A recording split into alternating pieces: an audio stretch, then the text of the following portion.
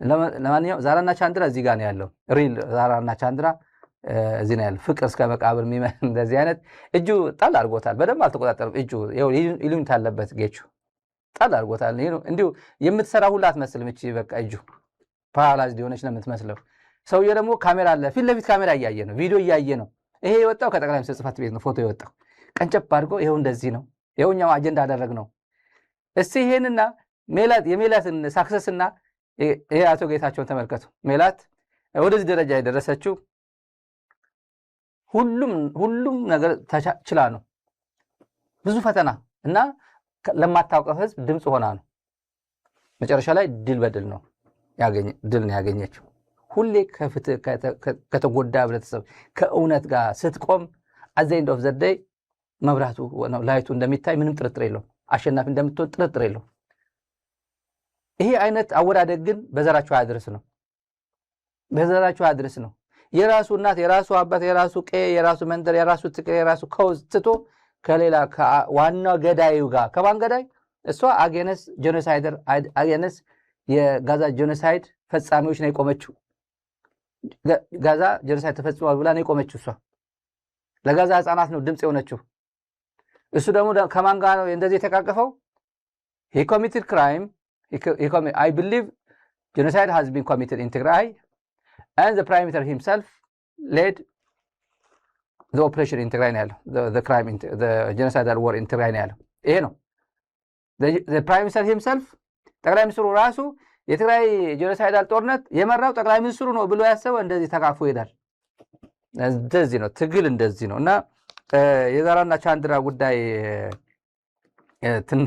ትንሽ መናገር ካለብን ተመልካቾች ዝም ብለን አንዳንድ እንደ መዝናኛም እንደ ቁም ነገር ማድረግን እስቲ ይሄን ተመልከቱልን ተመልካቾች አጠር አድርገን ከቢጋዋይ ድረስ አብይ ከሚመራው መንግስት ጋር መቀመጥ በምንም መልኩ ለምንም ዓላማ በድርድር መቀመጥ ነውር ከነውር በላይ ነውር ነው ተብሎ ነው መወሰድ ያለበት እንግዲህ ይሄ ጊዜ አያያዙ ተመልከቱ የአብይ አያያዝ ሆን ብሎ ሶሻል ሚዲያ ላይ እንደሚለቀው ስለሚያቅ የተወሰኑ ሰዎችን አበሳጫለሁ ብሎ ስለሚያዝ በቃ ሰውየው እንደንትን የሚጫወትበት እጁን ጣል አድርጓታል ጌቹ ደግሞ ምንም አልታዘዛለው በቃ ያው ነገ ጠዋት መሳለቂያ እንደሚያደርገው እቺ ልክ ዳቦ አጉርሱ ሶሻል ሚዲያ ላይ እንደለቀቀው አብይ ነው የለቀቀው ራሱ ጠቅላይ ሚኒስትር ጽሕፈት ቤት ነው የለቀቀው ወራት ብቸኛ ካሜራማን የጠቅላይ ሚኒስትር ጽሕፈት ቤት ነው ቆንጠር እያደረገ ይልካታል የሜላትና የጻድቃን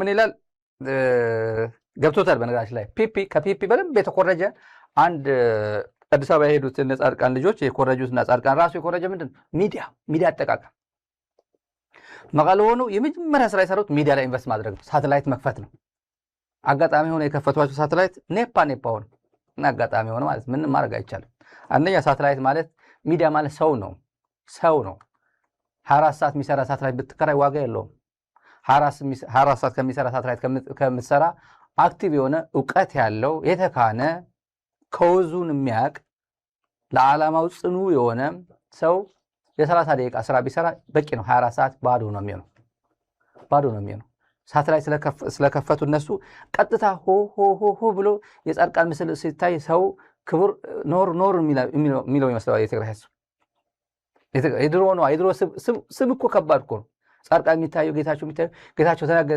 ተናገረ ሲባል በሙሉ የትግራይ ህዝብ ደንገጥ ብሎ በቃ አሁንማ ጌታቸው ሰው ጎን አብረን እንሰለፋለን እንቆማለን የሚል መስሏቸው ነበር መጀመሪያ እና ወዲያው የከፈቱት ሳተላይት ቴሌቪዥን ጣቢያዎች እየከፈሉ ማዕት ገንዘብ ቢዝነስ እንትን እያደረጉ አዲስ አበባ ያለው ተጋሩ ጭምር እያስገደዱ በጣም ብዙ ኮኤርሲቭ ሜተድ እየተጠቀሙ አዲስ አበባ ትግራይ አሸንፈን እንገባለን መሬት ትግራይ ሀብት ካለ እንወርሰዋለን ኢንቨስትመንት ሰጣችኋል የሚሏቸው ሰዎች አሉ እየተደወለ ያንዳንዶቹ ስልክ ይዘነዋል ኦሬዲ ተደውለው ምን ሴቶች ደግሞ አሉ ባለ ሀብት ሴቶች አሉ ያገኘናቸው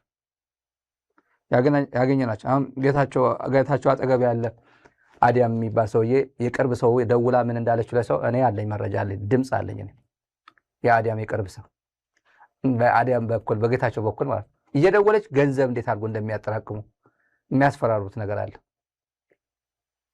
ለትግራይ ዶክተሮች ለትግራይ ሐኪሞች ለትግራይ መምህራን ገንዘብ አዋጡ የሚል ደግሞ መጥቷል አዲስ አበባ ቢዝነስ እየሰሩ ማን ይሄን ኢኒሼቲቭ እንደወሰደ እናውቀዋለን።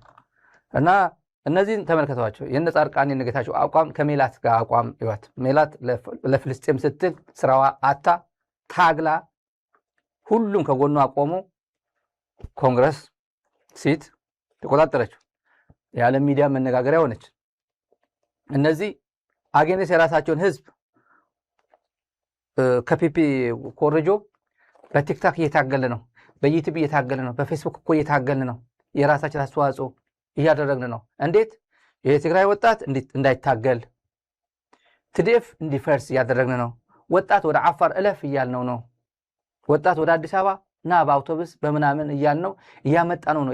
ህዝቡም በፍጹም በቃ ከትዲኤፍ ጎን እንዳይሆን እያደረግነው ነው። ከኛ ጎን እንዲቆም ከኛ ማለት ብልጽግና ሆኖ እጁን አጣጥፎ እንዲጠብቀን እያደረግነው ነው አለ። የኛ ሚና ትልቅ ነበር በዚህ ጉዳይ ላይ። ይህን ነው ስምረት የሚባለው ፖለቲካ ፓርቲ አለ አዲስ አበባ። ጌታቸው የሚመራው ጌታቸው ጊዜ የለውም። ፖለቲካ ፓርቲ መብራት የለውም። አቅም ይኖረዋል ግን ጊዜ የለውም። ለዚሁን ኮሚትመንት የለውም። ግን ስምረት የሚባል ታውቃላችኋል። ስምረት አንዳንዶቹ የምር ፖለቲካ ፓርቲ ውስጥ ያሉ ይመስላችኋል። እኔ የማውቀው ነው የምር በቃ ፖለቲካ ፓርቲ እኔ ማዕከላዊ ኮሚቴ ነኝ ብሎ የሚያምን ይኖራል። አንዳንዱ ዘራፊ ነው። አንዳንዱ ትግራይ ምንም ያልነበረው ሰው ምንም ነጭ ረሃ የነበረ አሁን 28 ሚሊዮን ትልቅ ቤት ይገዛሉ። መቃል አዲስ አበባ ገዙ። አንደኛው በተለይ ባለፈው ተናግራለሁ እዚህ ሚዲያ 28 ሚሊዮን በ7 ሚሊዮን ብር ቢዋይዲ የኤሌክትሪክ መኪና ገዝቶ አዲስ አበባ ይፈላሰፋል። ይሄ መቀለ ቢሆን አያገኘውም። መቀለ ቢሆን የተራ ካድሬ ሆነ መቀለ 28 ሚሊዮን ምን ማለት ነው? ኢትዮጵያ አዲስ አበባ ምን አይነት ቤት ነው የሚገዛው? በጣም ውድ መሆን አለበት አይደል ወይ? እኔ ያላቆም ማለት ነው ገበያ። ከየት አመጣው ብትሉት ስምረት ደሞዝ ከፍሎት አይደለም። ስምረት ውስጥ ገብቶ ቢዝነስ ይገኛል ማለት ነው። እንደዚህ አይነት በስመምን ትግራይን እየታገልኩ ነው የሚነገር የማይነገርም የደበላለኩኝ በትግራይ ህዝብ ላይ በቃ በለው ቁረጠው ላለው ነው። በዛ ነው የሚኖሩት። ዝም ብሎ መስማት የተሳናቸው ሳይሆን ምንም ነገር አእምሯቸው የተዘጋ መናገር ብቻ ስለቻሉ ሚዲያ ላይ የሚመጡ አሉ። የስምረት ሰዎች ነን የሚሉ አንዳንዶች የአእምሮ ችግር አለባቸው፣ ግን ቆርጠው ነው የመጡት። ፕሮፓጋንዳ በቃ የትግራይ ወጣት እንደዚህ ሆነ፣ ትግራይ እኮ ወጣቱ እኮ እየታፈሰ ነው ይላሉ። የትግራይ ወጣት እየታፈሰ ነው ይላሉ። ፕሮፓጋንዳ ይሰራል። እስቲ ወደ አፋር ውጣ የምትለው ለምን ይመስልሃል በሉት። ለምን ይመስላል? የአፋር ፍየል ለመጠበቅ ነው? አፋር አዋሽ ሄዶ እርሻ ሊያርስ ነው? በቆሎ ሊያመርት ነው? የአፋር ግመል ሊጠብቅ ነው? ለምንድን ነው ወደ አፋር የሚሄደው? ልታስታጥቀው ነው። እሱ አትታገል ስትለው ትዲኤፍ መፍረስ አለብህ ስትለው እንዳይመታ እንዳይሰብርህ ነው። ብልጽግናን ትላንት እንዳያዋረደው ብልጽግናን አዋርዶታል እኮ። አብይን ያዋረደው ማን ይመስላችሁ? በዚህ ዓለም አብይን ያዋረደ ማንም አይደለም። ማንም አላዋረደው። ትዲኤፍ ነው ያዋረደው። ሰባብሮ እጅ ወደ ላይ እየተባለ ሰላማዊ ሰልፍ እያሳየ በደንብ አድርጎ ብላቴ የለመዳትን ሰላማዊ ሰልፍ፣ ጦላይ የለመዳትን ሰላማዊ ሰልፍ፣ ቦሌ ቡልቡላ ወደ ሐዋሳ መንገድ ያለው ቡልቡላ ማሰልጠኛ እዛ የለመዳትን ሰልፍ፣ በጀነራል ሐይሎ ማርያም አካባቢ የለመዳትን ሰልፍ፣ ብር ሸለቆ የለመዳትን ሰልፍ አሰልፎ ነው መቀለ ያስገባው። ያቺ ሰልፍ ድገማት እያለ እንደዛ ነው። አማራ ክልል እንደዛ ነው። ሰሞኑ ደግሞ እያያችሁ ነው። እየታየ ያለው ሰልፍ አይደለም ደግሞ ቁመናቸው ደንብ አርቀት ሙርኮኞችም አይመስሉ። የምሬ ነው። ሲሰለፉ መሸባቀቅ በደንብ አድርጎ ያችን ድገማት የተባለ ይመስላል። ሪሄርሳል ላይ ያለ ይመስላል። እና ያዋረደው ቲዲኤፍ ነው። እና ድጋሜ እንዳያዋረደው እጁን አጣጥፎ እንዲጠብቀው ትግራይ ወጣት እንዳትታገል ነው የሚሉት። ጭራሽ አሁን እኮ ጊዜው ተቀይሮ አባቴ ጊዜ ተቀይሮ ጽምዶ የሚባል ተፈጥሮ ትግራይ 360 እንዘጋዋለን የተባለው 360 እንደማይዘጋ አረጋግጠን እኔም ያለሁበት አረጋግጠን ነው የምልህ። በድንጋይ የተማታ ነው፣ በድንጋይ ነው የተዋጋ ነው ምናምን የሚባል ታሪክ የሚቀይር ብዙ ስራ ተሰርቶ እደግምልሃለሁ። በድንጋይ ምናምን የሚባል ታሪክ ተቀይሮ ሌላ ተውት እና ከአማራ ህዝብ ጋር ከአማራ ወንድሞቹ ጋር ተመልከቱት። አሁን ትላንት ምሬ ወዳጆ ጸረ ትግራይ ነበር፣ የብልጽግና አገልጋይ ነበር። ምሬ ወዳጆ አሁን የትግራይ ወዳጅ ነው፣ የቲዲኤፍ ወዳጅ ነው። በጣም ወዳጅ ነው። ይሄ ዝም ብሎ ኒውትራልም አይደለም ወዳጅ ነው እያልኳችሁ ነው።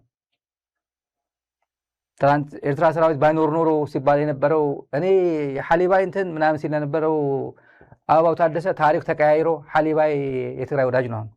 ትናንት የትግራይ ጠላት ነበር፣ እልም ያለ ጠላት ነበር። ዛሬ የትግራይ ወዳጅ ነው። ፖለቲካ እንደዛ ነው። እና እንደዚህ እንዲሁ ለድራማ የዛራና ቻንድራ ድራማ ብትሰራ ምናምን ተቃቅፈሽ ምናምን ብትሄድ ምን ዋጋ የለው። እንደዚህ ይሄ ዋጋ አያድነውም። ይሄ መተቃቀፍ የአብይ ስልጣን አያድንም። ነግራቸዋለሁ ትላንት። ጋን በድንጋይ በትንሽ በጠጠር ይደገፋል። ጋን ትልቅ ጋን ብልጽግና በራስ ዳሽን እንኳን ቢደገፍ አይድንም። እንደዚህ ይሄ ለድራማ ሊሆን ይችላል። ዴይሊ አጀንዳ ለመስጠት ሊሆን ይችላል። ብልጽግናው ጎበዝ ነው፣ አጀንዳ መስጠት ይችላል። እና እነዚህ ሰዎች ቲክታክ ላይ፣ ፌስቡክ ላይ፣ ዩቲዩብ ላይ በመታገል ውጡ እያል ነው ብለው በጣም ነው የሚታገሉት። በነገራችን ላይ አያቸዋለሁ። ዋጋው ምንድን ነው? ሁሉም ባንዳዎች መሆኑ ይታወቃሉ።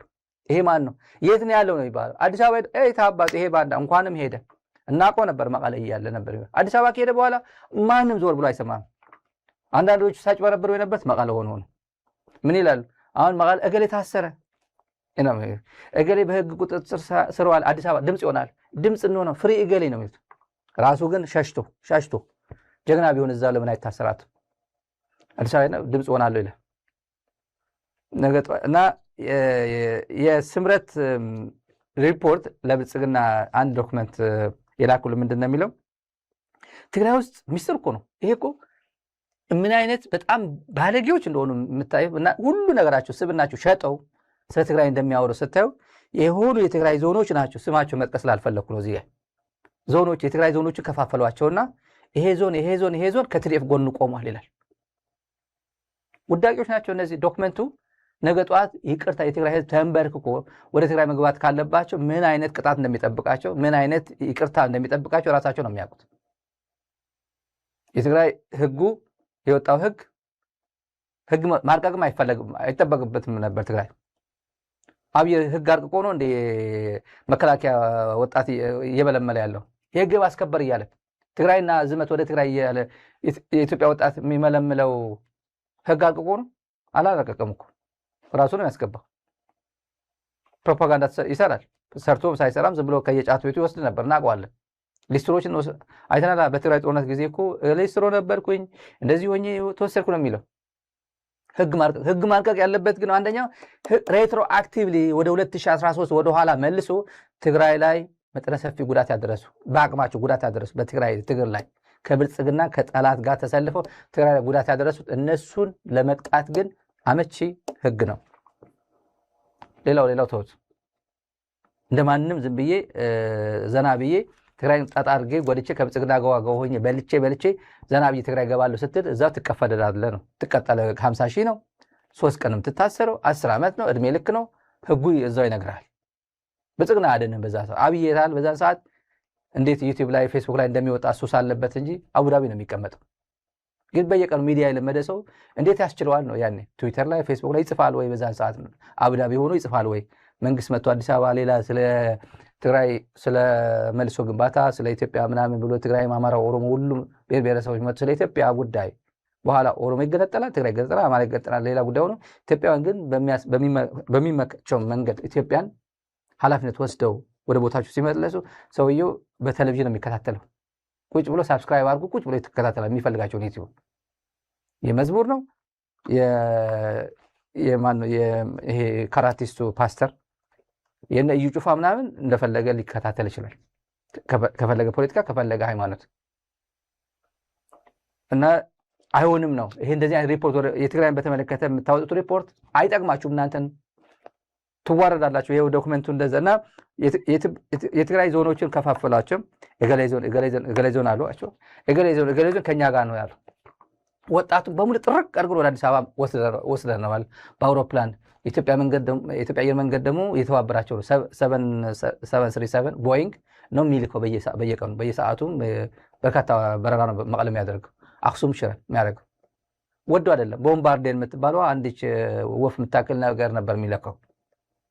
ካሁን በቃ ድንጋጤ የምትፈጥር የሆነች በጣም ዳንጀረስ የሆነች ነበር የሚልከው ከዚህ በፊት ያረጁ የኃይለ ሥላሴ ዘመን የደርግ ዘመን። አሁን ግን ቦይንግ ነው የሚልከው። ለምን 20 ሰው 10 ሰው ይዛ ትሄዳለች፣ እንዳለ ሞልታ ትመጣለች። ለነሱ ተብሎ ለትግል ብሎ እና ግን የትግራይ መንግስት ዝም ብሎ ከዛ ወጣቱ እኮ እየተወሰደ ነው ምናምን አፈና አለ ይላል። የትግራይ መንግስት አፈና ቢኖር ኖሮ ለምን ይሄን ሁላ 24 ሰዓት እኮ ትግራይ ብቻ እኮ ነው ሌሊት በአውቶቡስ የሚሄደው ወደ አዲስ አበባ የሚሄደው 24 ሰዓት አይደል? ለምን አይከለክልም? ቢችል ኖሮ አቅም አጥቶ ነው።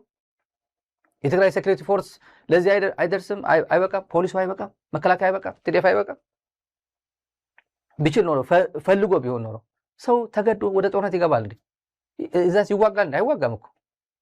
ኢንዶክትሪኔት ሊደረግ ይገባል። ለምን ከውዙ ምንድነው የገጠመን ችግር ምንድነው ተብሎ ሊነገረው ነው የሚገባው። ነውር ነው ይሄ።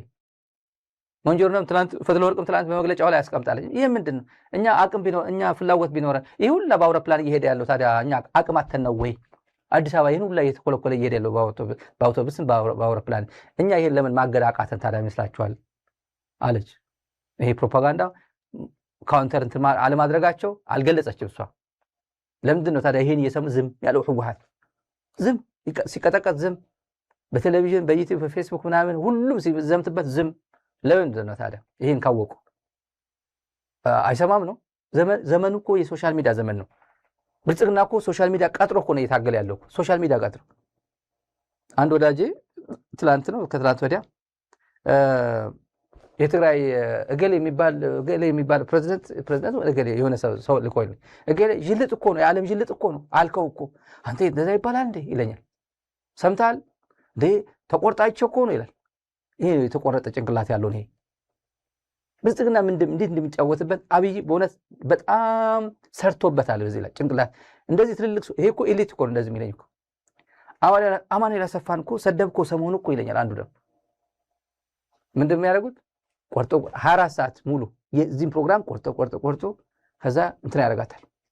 ብልጽግና የወርቅ ጋችና ዲፓርትመንት ነው የወርቅ እንትና ዲፓርትመንት አለ ይሰራሉ። በትግርኛ ሰው መድበው በአማርኛ ሰው መድበው ይሰራሉ። ቀጥታ ስራ ነው የሚሰሩት። ለአብይ ከነገርኩት ገለበጥ ያደርጉና ለትግራይ ያደርጉታል።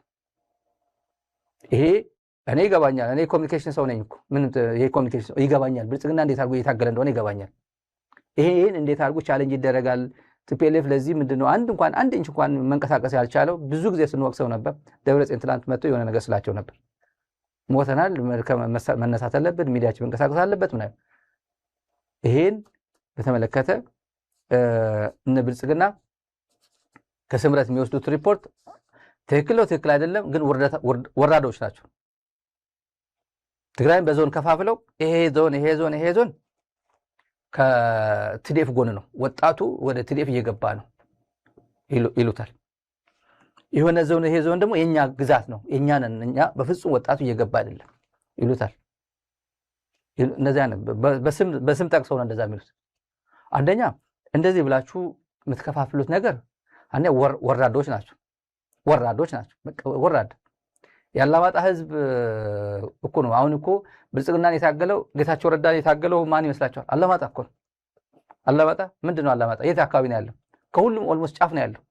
ለምንድነው ጫፍ ሆኖ ይሄን ሁላ እየታገለ የነበረው? እዛ ያለው ይሄ ሁላ መርህን መሰረት አድርጎ እኛ መርህን መሰረት አድርጎ የማንም ተላላኪ መሆን አንችልም ብሎ የታገለው ማን ነው? አላማጣ ህዝብ እኮ። እኔ ልናገር ፈልጋለሁ እንዴ ተዋርዷል እኮ ዛሬ። እና ለወደፊቱ ትግራይ አሁን አዲስ አበባ 83 አዲስ አበባ ደርግ ደርምሶ አዲስ አበባ የገባው ስርዓት የኢህአዴግ ስርዓት ህወሓት ነበረበት። ትልቁ ሰራዊት የህወሓት ነበር። ህወሓት ተቀንሶ ቢቀነስም ጀነራሎች አሁንም የትግራይ ጀነራሎች ነበሩ። አብዛኛው ብዙ ሰው ተቀንሶ ማለት ነው። ባጫ ደበሌ ከሐየሎም ጋር እኩል አደረጉት እኮ ኢትዮጵያውያን። ይሄን አታስታውሱም? ባጫ ደበሌ ማለት ብርጌደር ሆነ ቁጭ። ለምን ይሄ እንትን ተባለ? የብሔር ብሔረሰብ ማብቃቃት አለብን። ከትግራይ ይሄን ያክል ከህወሓት ይሄን ያክል ጀነራል፣ ከኦሮሚያ ከኦህዴድ ይሄን ያክል ጀነራል፣ ከባዴን ይሄን ያክል ጀነራል። ባጫ ደበሌ ከሐየሎም አርአያ ጋር እኩል ብርጌደር ሆነ። ከሳሞራ ጋር እኩል ብርጌደር ሆነ። ከጆቤ ጋር በተክለ ሃይማኖት ጋር እኩል ብርጌደር ሆነ ባጫ ደበሌ። ባጫ ደበሌ በየት በኩል ነው ከጆቤ ጋር እኩል የሚሆነው? ከሐየሎም ጋር ወይ ከሳሞራ ጋር እኩል የሚሆን የሚችለው? ግን እርካታ ነበር አልነበር? አባዱላ ገመዳ ብርጌደር ሆነ። ይሄ በቂ ነበር? እንትን ረክቷል? አልረኩም። ሁሉ የትግራይ የበላይነት ተባለ። ከዛ የኤርትራ ጦርነት መጣ። ባጫ ደበሌ ትመራለህ ሲባል ኧረ እኔማ ወዴት በኩል እኔማ ከታች አምጡ ተባለ። የትግራይ ህወሓት ከታች ሻለቃ ሻምበል ምናምን የነበረ ና ተተካ ተባለ። ወደ ላይ ምክንያቱም በሜሪት በጦርነት ጉዳይ ከሆነ ታችኛው ነው የሚበልጠው። በብሔር ብሔረሰብ በብሔር ምናምን ብሎ ያወረዱት ነው። ናውጣ ተብሎ ወደ ላይ መጣ።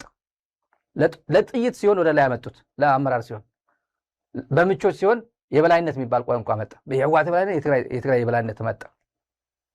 ዘሰሚስትሩ አሁን በትግራይ ላይ የትግራይ ጀነራሎች ሲቆጥር ይውላል። የነጌታቸው ቡድን ቀላል እኮ አይደለም። የነጌታቸው ቡድን ምለው ማቆ እኮ ነው፣ ማቆ ታሪክ ነው። የትግራይ ጀነራሎች እኮ ከዚህ ወረዳ ከዚህ ዞን ከዚህ ምናምን ይበልጣሉ። ጀነራል እገሌ ከዚህ ጀነራል እገሌ ከዚህ ነው የሚሉት። እናት አገል ብትሉት አሁን የሚያደርጉት ነው። እና ውጣ እያልን ያስወጣ ነው እኮ ነው።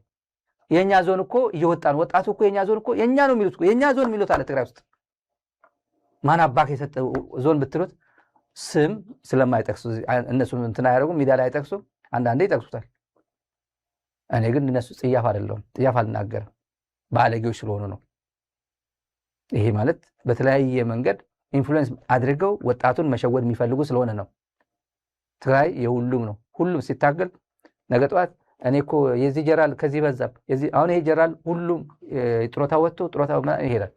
አብይን ከጣለ በኋላ እነዚህ ወደ እረፍታቸው ይሄዳሉ። ትግራይ የራሱ ጀራል ገና አሁን የመጡ እያደጉ ያሉ ወጣቶች ይመጣሉ። ጀራሎች ይሆናሉ ወጣቶች። ግን አሁን ስትታገል ነው ሸሽተው ወደ ብልጽግና ከሄድክ በኋላ ጀራል ለምን እኔ ከኔ አካባቢ ጀራል አልሆነም፣ ከኔ ቀበሌ እኮ ጀራል አነሰ፣ ከኔ ወረዳ እኮ ጀራል አነሰ ብሎ ነገ ጠዋት ክሌም ማድረግ አይቻልም። አያረግም። ከሆንክ የብልጽግና ጀራል ነው የምትሆን አዲስ አበባ። ምክንያቱም ወደ አዲስ አበባ ነው ሄድኳ ወይ ወደ አፋር ነው ሄድኳ። አፋር ጀራል ካደረገ እናያለን። ብልጽግና ጀራል ካደረገ ኦን ቢሃፍ ኦፍ ትግራይ እናያለን። ኦን ቢሃፍ ኦፍ ትግራይ ጀራል ኮሎኔል፣ ሻለቃ፣ 50 አለቃ የሚሆነው ትግራይ ስትሆን ነው፣ ለትግራይ ስትታገል ነው። ምንም ሀሁ የሚያስፈልገው እንትና ለክርክር የሚደርስም አይደለም። እነሱ ግን በዚህ ደረጃ ነው። እና የኛ ነው የሚሉት ይሄ ቋንቋቸውን ተወውና ጻድቃን እየታገልን ነው፣ ዩቲዩብ ከፍተን እየታገልን ነው ያለበት ጉዳይ ግን ይገርመኛል። ጻድቃን በምን ሲታገል ነው ማወቅ። በድሮን እየተዋጋን ነው፣ በታንክ በዲሽቃ ምናምን ብሎ አንድ ሚሊተሪ ጀነራል ስለ ቲክታክ ስለ ፌስቡክ ስለ ዩቲዩብ ሲያወራ ግን አይቀፍም። በጣም ነው የቀፈው። ምንድነው ግን የዘመኑ ቢኤም የዘመኑ ድሮን የዘመኑ ምናምን ሚዲያ መሆኑ ያውቃሉ። ሚዲያ በየቤቱ ማንኳኳት ነው። በቲክቶክ ወጣቱ ከፈለጉ ቲክታክ ላይ አለ፣ ዩቲዩብ ላይ የሆነ ነገር ዩቲዩብ ላይ አለ። በቴሌቪዥን የሚከታተለው ማለት ሁሉም ጋር መድረስ አለብን። ፌስቡክ ላይ ደግሞ ቫይራል ይላል። በቃ ብዙ ሰው ተደራሽነቱ ኢንተርኔት ብዙ አይወስድም። በዚህ ነው የሚታገሉት።